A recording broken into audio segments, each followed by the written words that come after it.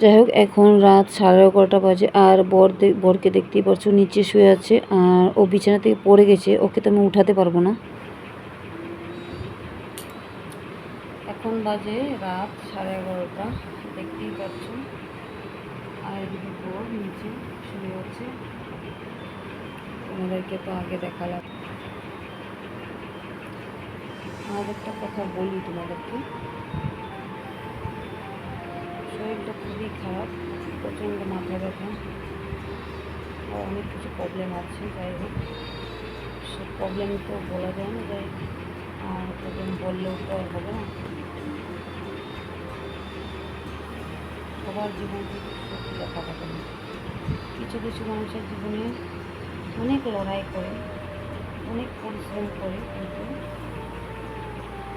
সুখের মুখ তারা দেখতে পারে না। যতই চেষ্টা করুক তাদের জন্য সুখ কোনোদিনই আসবে না। কারণ আমার জীবনে আমি অনেক লড়াই করেছি, অনেক চেষ্টা করেছি, অনেক কিছু করেছি, মানে কী বলবো, এখনও করেই যাচ্ছি, কিন্তু কী বলবো না আমার কথা। তো চেষ্টা করে যাচ্ছি, কতক্ষণ বেঁচে থাকা যায় দেখছি, চেষ্টা করি। কিন্তু আজকে ভিডিওটা করতাম না, মনটাও ভেঙে গেছে, শরীরটাও ভালো না। মনটা ভেঙে গেছে, অনেক অনেক দিকে অনেক সমস্যা, কী বলবো। আর ভিডিও করতে ভালো লাগে না, এত সমস্যা নিয়ে এত কিছু করা অসম্ভব হয়ে যাচ্ছে। আর আমি চ্যানেলটা খুলেছি প্রায় 2 বছর হয়ে গেছিলো, কিন্তু চ্যানেলটা খোলার 1 মাস যেতে না যেতে আমার বাবাকে নিয়ে মারাত্মক একটা টেনশনে ছিলাম। বাবা ফট করে অসুস্থ হয়ে যায়, কারণ যেহেতু আমরা মানে আমার জন্ম হয়েছে মেঘালয়ে, আর আমার বিয়ে হয়েছে ব্যাঙ্গালোরে, আর এখানে আমার ভাইয়েরা থাকে না, ওরা থাকে মেঘালয়ে। তার জন্য ওদের আসতে একটু সময় লাগবে। বাবাকে নিয়ে অনেক ছুটাছুটি করেছি, অনেক কিছু দেখেছি, কারণ আমি নিজে বারবার একই পরিস্থিতিতে আমাকে দাঁড়াইতে হয়েছে। বড়রা একই পরিস্থিতিতে আমাকে নিয়েছে, মানে কি আমার স্বামীকে নিয়েও আমি একই পরিস্থিতি ছিলাম, কিন্তু তখন আমার পিছনে সাপোর্ট ছিল আমার বাবা এবং আমার মা, দুজন সর্বপ্রথমে সাপোর্ট ছিল। হ্যাঁ, এবং আমার শ্বশুরের লোকেরও সাপোর্ট ছিল, কিন্তু সবচেয়ে বড় সাপোর্ট ছিল আমার বাবা। কিন্তু ওই ঝড়টা আমি উঠে গিয়েছিলাম, তারপরে অনেকটা বছর আমি চলছিলাম, কিন্তু ভালো ছিলাম না, চলতে হয় চলছিলাম। 1 নম্বর কারণ আমার স্বামী মারাত্মক একটা অ্যাক্সিডেন্ট হয়ে গেছিলো, ওটার জন্য মানে ওকে বাঁচানো অনেকটা অসম্ভব ছিল। আর তখন আমি 9 মাসের প্রেগনেন্ট ছিলাম, অনেক লড়াই করে অনেক যুদ্ধ করে এই পর্যন্ত এসেছি। কিন্তু এই একটা সময় এসেছে, আসার পরে এই সময়টায় আমার কাটানো অনেকটাই মুশকিল হয়ে যাচ্ছে। কারণ আমার স্বামীকে, যাকে এত কষ্ট করে বাঁচিয়েছি, যার জন্য এত লড়াই করেছি, সেই বুঝতে পারছে না যে আমার কষ্ট সে বুঝতে পারছে না। কী বলবো, আমি বলতে পারছি না এগুলো কথা তোমাদের, কিন্তু ভিডিওটা দিচ্ছি তাও চালিয়ে যাচ্ছি। মাথাটা প্রচণ্ড যন্ত্রণা, টেনশন করতে করতে আমার শরীর ভালো লাগছে না কিছুতেই। আমি লড়াইটা করতে পারছি না, অনেকটা হাঁপিয়ে যাচ্ছি। একটা জিনিস মনে হবে, পৃথিবী সবার সাথে লড়াই করতে পারবে না, স্বামীর সাথে তুমি লড়াই করতে পারবে না।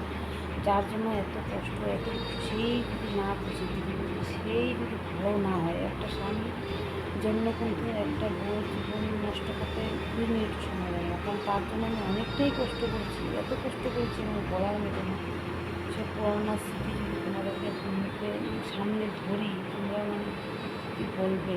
আমার যখন 9 মাস, তখন আমি আমার পেটের মধ্যে ওর পা আমি চাকু দিয়ে কেটে পরিষ্কার করেছি, চাকু দিয়ে কেটে। তারপর ও লেট্রিন করছে সামনে, ওখানেই বসে আমি খাচ্ছি।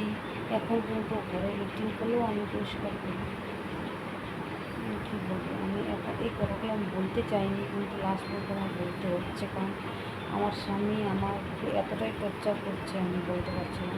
কারণ সব দিকে ও ঠিক আছে, কিন্তু এমন নেশাও ধরেছে, মানে কী বলবো আর, নেশাগুলোকে আমি সারাতে পারছি না। তার জন্য আমার টেনশন, চিন্তা ভাবনা, মানে কী করবো নিজেও কিছু বুঝতে পারছি না। কিন্তু এই চ্যানেলটা খুলেছিলাম অনেক আশা করি যে আমি নিজের পায়ে দাঁড়াতে পারবো, তাহলে আমার বাচ্চাদেরকে বাঁচাতে পারবো, সুস্থ রাখতে পারবো। কিন্তু যেটা হচ্ছে না, আমি চ্যানেলটা চালাতে পারছি না। কী বলবো, আমি এত কিছু টেনশন নিয়ে না একটা চ্যানেল চালানো সম্ভব হচ্ছে, কিন্তু চেষ্টা করছি, দেখি কতক্ষণ চলতে পারি। না চলতে পারলে তো নাই, চলে যাবো। কিন্তু একটা জিনিস মনে রেখে যে হেরো মানুষদের কেউ মনে রাখে না, আর যে জিতে যায় তাদেরকে কিন্তু সবসময় মনে রাখে। কিন্তু হেরো মানুষদের পেছনে অনেকটা রহস্য আছে, সেটাকে কেউ বুঝতে চায় না, কেউ তুলে দেখতে চায় না। কিন্তু সবসময় মনে রাখবে বা মনে রাখবে যে যাদের টাকা পয়সা আছে তুলে থাকবে, যারা বড় লোক তাদের সাপোর্টে কিন্তু অনেক লোক থাকে, যারা গরিব, যারা কিছু করতে পারে না, তারা সাপোর্টে কিন্তু কেউ থাকে না। হ্যাঁ, আমি অনেক লড়াই করে আজকে এই জায়গাটায় এসেছি, আমি যুদ্ধ করে এসেছি, কিন্তু লাস্ট পর্যন্ত আমি এই জায়গাটাকে হেরে গেছি। আমি সব দিয়ে হেরে গেছি। আমি সংসার জীবনকে হেরে গেছি, স্বামীকেও ঠিক করতে পারলাম না, মানুষ করতে পারলাম না, এটাকেও আমি হেরে গেছি। আমি সব ব্যাপারে হেরে গেছি, কিন্তু আজকে কথাগুলো আমি বলতাম না। অনেক কষ্টে আমি আসতাম তোমাদেরকে বলছি। যারা এই ভিডিওটা দেখবে তারা একটু শেয়ার করে দিন প্লিজ, তোমাদেরকে এটা বলি। আমার জীবনে একটাই লক্ষ্য ছিল যে না, আমি জানি একটা সময় আমার কাজকর্ম করতে পারবে না, এই জন্য আমি প্রস্তুতি নিচ্ছিলাম। কিন্তু ওই আমার সব কিছু করতে দিচ্ছে না, কিছুতেই করতে পারছি না আমি। কারণ একটা সংসার চালাতে কিন্তু টাকা পয়সারও অনেক দরকার হয়, সেটা সবাই জানে। বাচ্চাদের মানুষ করা, নিজের সংসার চালানো, রান্না করে খাওয়া দাওয়া সম্পূর্ণ কমপ্লিট একটা সংসার চালাতে গেলে অনেক কিছু দরকার হয়। যারা কষ্টে চলে, যারা যান, তারা বুঝে। চেষ্টা করে আমি চালিয়ে যাচ্ছি, কিন্তু এখন না নিতে পারছি না। এত কষ্ট করার পরেও একটা মানুষ বুঝবে না। আর এই সংসারে এসে আসার পরে আমি এই 16 বছরে আমি 16টা ঘন্টা আমি শান্তি পাইনি, কিন্তু আমি লড়াইটা চালিয়ে গেছি, লড়াইটা চলতে আছে, চালিয়ে গেছি। কেউ বুঝেনি।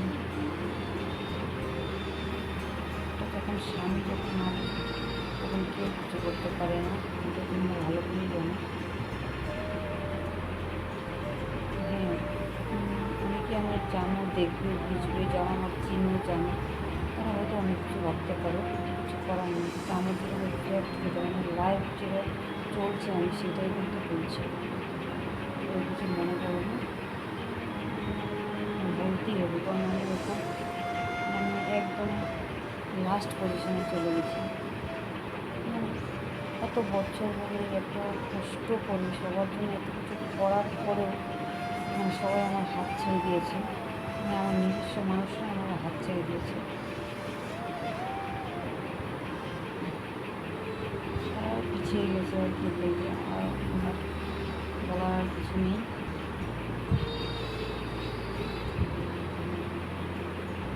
কিন্তু আমি লাস্ট পর্যন্ত আমার যতক্ষণ আমার জীবনটা আছে ততক্ষণ আমি চেষ্টা করবো ধরে রাখার।